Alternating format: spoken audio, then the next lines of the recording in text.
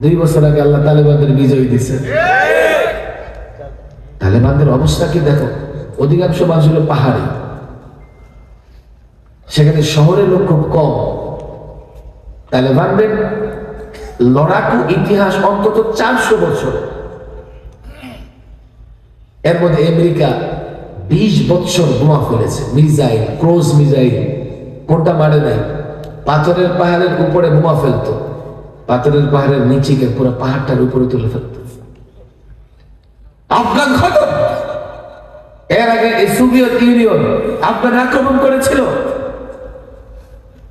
আফগানদের এমন, তাদের এতটা আত্মমর্যাদা, পৃথিবীর যে রাষ্ট্রেই কোনো পরাশক্তি আক্রমণ করেছে নারীদের ইজ্জতে হাত দিয়েছে, আফগানিদের এতটা আত্মমর্যাদা, তারা মা বোনদের উপর আক্রমণ করতে দেয় নাই।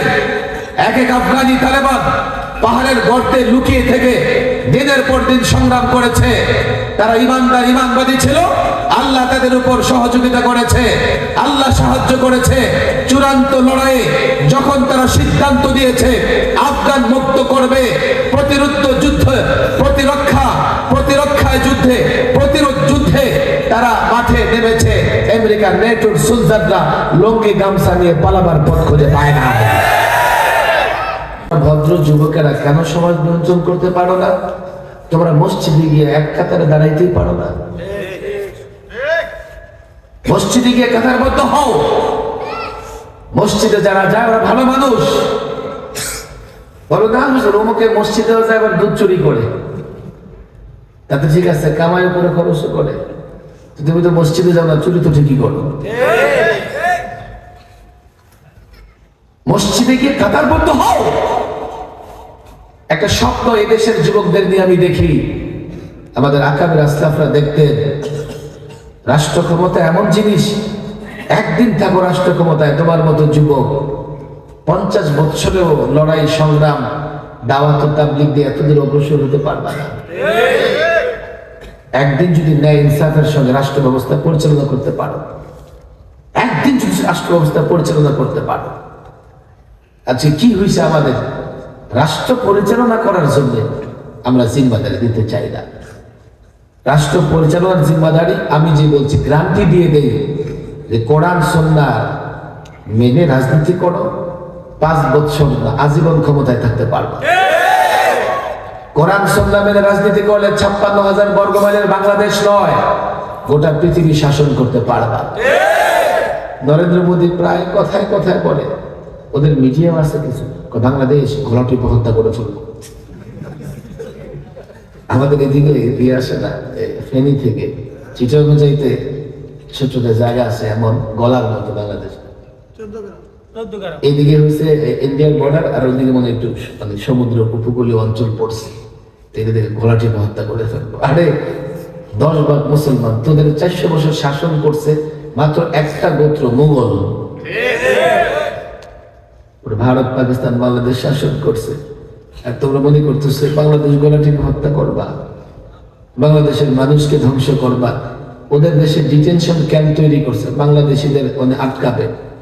আবার নাগরিকত্ব আইন বানাইছে, যারা মুসলমান ওদেরকে নাগরিকত্ব দিবে না। কত ধরনের ষড়যন্ত্র! অথচ আমরা কোরআন সুন্নাহ থেকে দূরে সরেছি বলে তাদের এই ভেঞ্চিতে, তাদের এই চেঁচামেচিতে আমরা ভয় পেয়ে যাই। না হলে 10 ভাগ মুসলমান যদি ভারত 400 বছর শুধু মোগলরা চালাতে পারে, এখন বাংলাদেশে 16 কোটি, পাকিস্তানে 22 কোটি, ভারতে আছে 35 কোটি। এত মুসলমান ইমান দুর্বল বলে আমরা তাদের এইসব কথায় ভয় পাই। ইমান যদি আমাদের ভিতরে চলে আসে, শুধু ঢাকায় না দিল্লিতেও ইসলামের পতাকা উড়বে। বাংলাদেশটাকে ঠিক করো যুবকেরা, ইসলাম মেনে রাজনীতি করে। আজকে ইউরোপিয়ানদের দেখে তোমরা অবাক হও। অথচ মুসলমানরা যদি ইউরোপ স্পেন শাসন না করত, এখনো ইউরোপের লোকেরা গর্তে বসবাস করত, জঙ্গলে বসবাস করত আফ্রিকানদের মতো। আরব মুসলিমরা 782 বছর ইউরোপ শাসন করেছে। আমেরিকাকে অনেক মনে করো না, বহু বড় মতব্বর। কদিন রাশিয়া এক যুগ টিকতে পারে নাই, সোভিয়েত ইউনিয়ন খান খান হয়ে গেছে।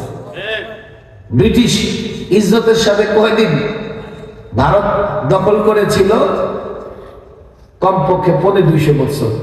কিন্তু 20 বছর যাওয়ার পরেই ভারতীয়রা ওলামা একরামদেরকে ওদের জুতা পেটা শুরু করে। শাহ আব্দুল আজিজ সর্বপ্রথম ফতোয়া দিছে, ইংরেজ খেদাও, ইংরেজ খেদাও। এরপর থেকে জোতা খেয়েছিল, চূড়ান্ত ভাবে জোতা খেয়ে তাদের ভারত ছাড়তে হয়েছে। আর তোমরা মুসলমানেরা গোটা পৃথিবী 1000 বছর শাসন করেছ, 1000 বছর শাসন করেছ। কোরআন সুন্নাহ মেনে রাজনীতি করো, গোটা পৃথিবী শাসন করতে পারবে। ওলামাদের সঙ্গে থাকবেন, ওলামাদের সঙ্গে থাকবেন। অনেক কথা আলোচনা নানা দিকে চলে গেছে। ওলামাদের সঙ্গে থাকবেন, নিজেরা আলেম হবেন, নিজেদের সন্তানদেরকে আলেম বানাবেন ইনশাআল্লাহ। আমি এই যে এখন কিছু ছাত্র সমন্বয়ের কাছে না, ওদের দেখে আমি পুরো অবাক হই। এই মুসলমানের বাচ্চা, এমন বাচ্চা হাজারো আছে, হাজারো আছে। ওরা সমাজের গণ্ডি বা ওই যে সমাজে যে এক ধরনের মাতব্বর শ্রেণী তৈরি হয়ে গেছে, যাদের কারণে ওরা মাথা উঁচু করে দাঁড়াতে পারতেছে না। এই যুবকেরা যদি সুযোগ পায় মাথা উঁচু করে দাঁড়াবে, বাংলাদেশ মেরামত করবে। শত কোটি টাকা দিয়ে তাদের কেনা যায় নাই। জুলুম সহ্য করেছে মাত্র কয়েকদিন, ইজ্জত তো অলরেডি 6 মাস হয়ে গেছে, ইজ্জত পাইতেছে। আন্দোলন তো 15 দিনে করে নেই। কে বলেছে? এই যে তোমাদের ভেতরে চিন্তা ভাবনা পরিবর্তন করো। আমি যতদিন মুসলিম, আমি ততদিন শক্তিশালী, ততদিন ইজ্জতের সঙ্গে থাকতে পারবো। এই যুবকেরা ঢাকার পাশে আসে, তোমরা যদি আমরা চেষ্টা করি, আমরা যদি চেষ্টা করি রাসূলুল্লাহর আদর্শ কোরআন সুন্নাহ বাস্তবায়ন করব, কারা কারা সহযোগী হবে? হাত উঠায় রাখি, হাত নামানো যাবে না। আগে ছবি উপর থেকে উঠুক, ধোকা দেবা না তো। দেখো গত 16 বছরে 3 বার সরকারি মেহমান ছিলাম। চাইলে আমিও আপোষ রফা করে চলতে পারতাম, কিন্তু আমি সবসময় মনে করেছি ইসলামের জান্ডাটা উঁচু করে ধরে ভবিষ্যৎ প্রজন্মের হাতে তুলে দিতে হবে,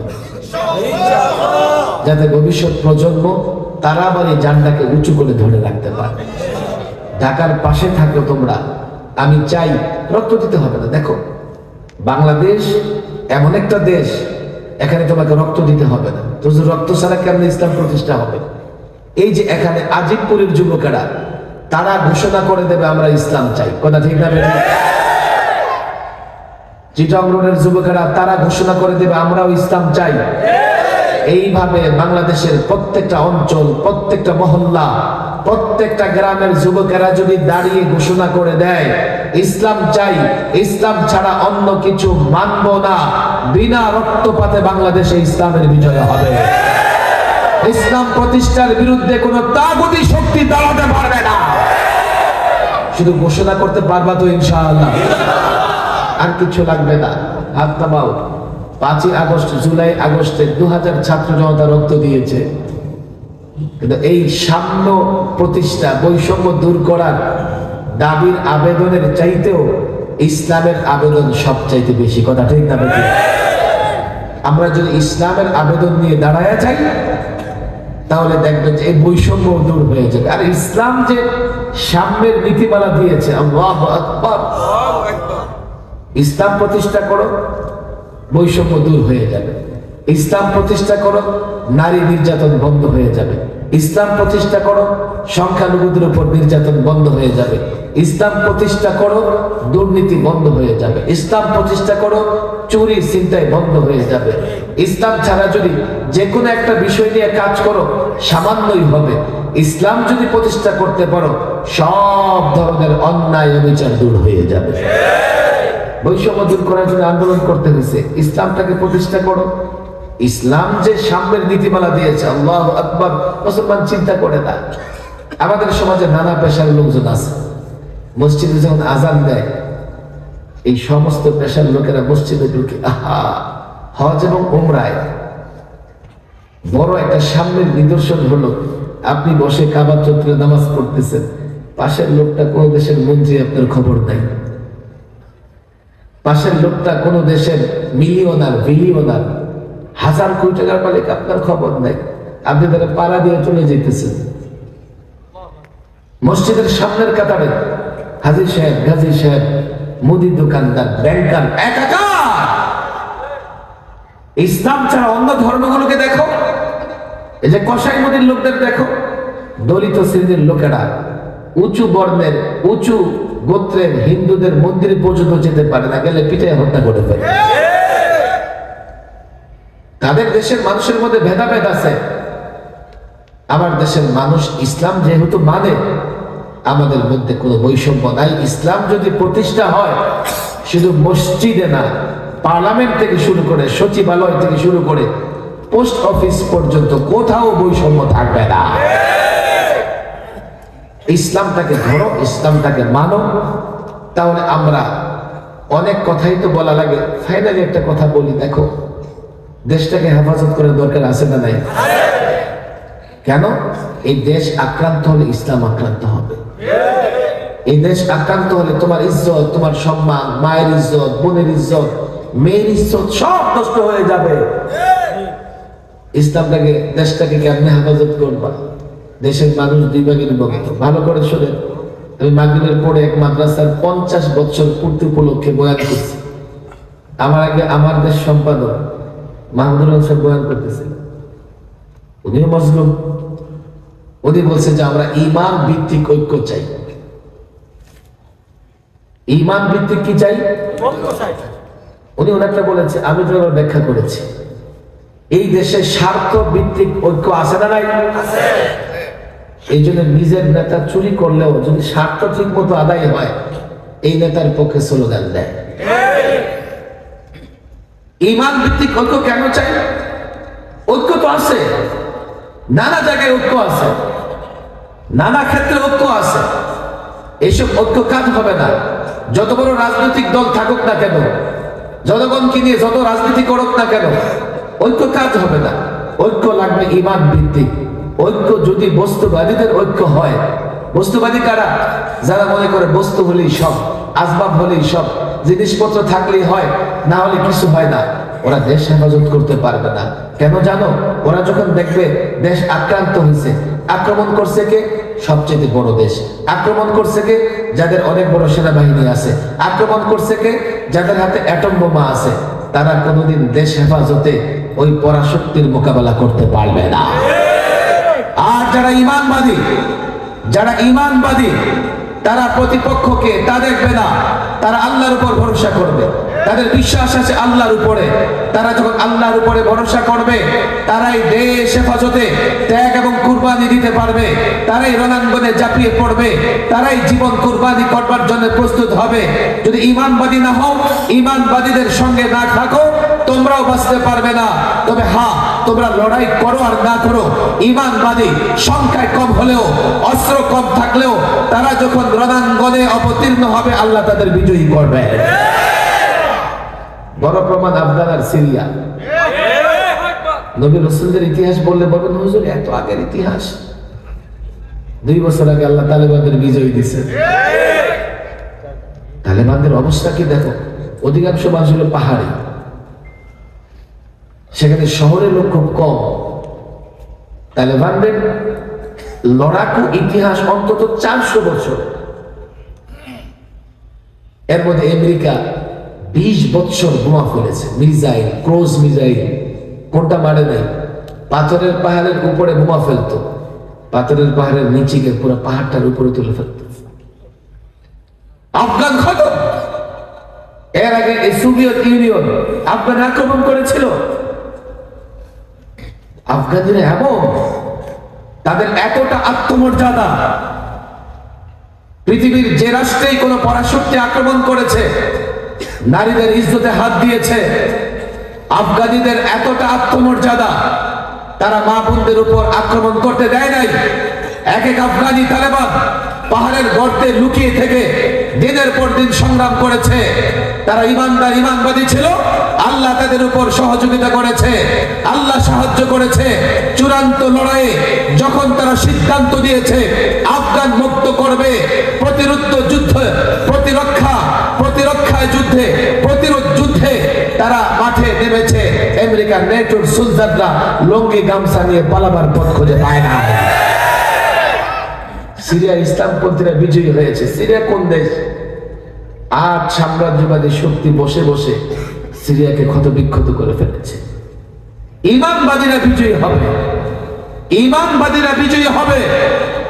ইমানবাদী যদি হও, যারা ইমানের পয়গাম দিয়ে বেড়ায়, ওলামায়ে কেরাম, তাদের সঙ্গে যদি থাকো, সেদিন বেশি দূরে নয়, ইনশাআল্লাহ এদেশেও ইসলাম বিজয়ী হবে।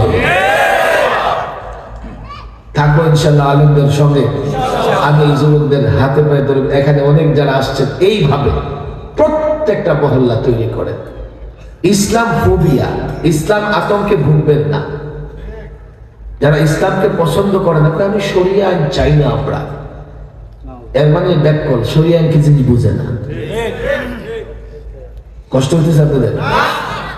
আমাদের মাদ্রাসায় এটা কি আমরা প্রায় বলি, ছাত্র গেছে শিক্ষকের জন্য দুধ হাদিয়া নিয়ে। শিক্ষক ছিলেন অন্ধ, দুধ দেখে নাই কোনোদিন। এই কিনে আসছো? আপনার দুধ হাদিয়া নিয়ে আসছে। দুধ কেমন? দুধ কেমন মানে সাদা। এবার স্যার সাদা দেখে না, সে তো কালাই দেখে, অন্ধ মানুষ। সাদা কেমন? হ্যাঁ, সাদা ছিলেন না, বকের মতো সাদা। এই বেচারা কি বক দেখছে কোনোদিন? যদি কাউয়ার আওয়াজ তো শুনছে, কাউয়া ছেড়ে গেলে কাউয়ার আওয়াজ শুনছে কাকা করে। এখন আর জনগণ কাউয়ার আওয়াজ শুনতে পায় না। এখন তো বক কেমন রে? এমন। এই বেচারা ছাত্র কি করবো? তাহলে শিক্ষক হাত ঘুরাইছে, এই দুধ আমার গলা দিয়ে যাবে না। এই যুবকদের আমরা ইসলামের কথা বললে কয় কি হুজুর, কি দাঁড়িয়ে রাখুক, টুপি পরুক, কি মৌলবি হয়ে যাব? আমাদের মা বোনেরা, হুজুর নেকাব পড়লে শ্বাস বন্ধ হয়ে যায়। তোমাকে নেকাব পড়ার দরকার কি? একটা ওড়না এমন পড়ো। আগে গ্রামের মায়েরা বোনেরা পর্দা করছে না? তোমার চেহারা তো সবসময় ঢাকা থাকবে না, পর পুরুষ সামনে আসলে চেহারা ঢেকে রাখবা। চাইলে কাপড়ের আঁচলটা দিয়েও এইভাবে টেনে চেহারা ঢাকা যায় কি যায় না? বড় চাদর পড়ো, যখন পর পুরুষ সামনে আসে চেহারাটা ঢেকে রাখো।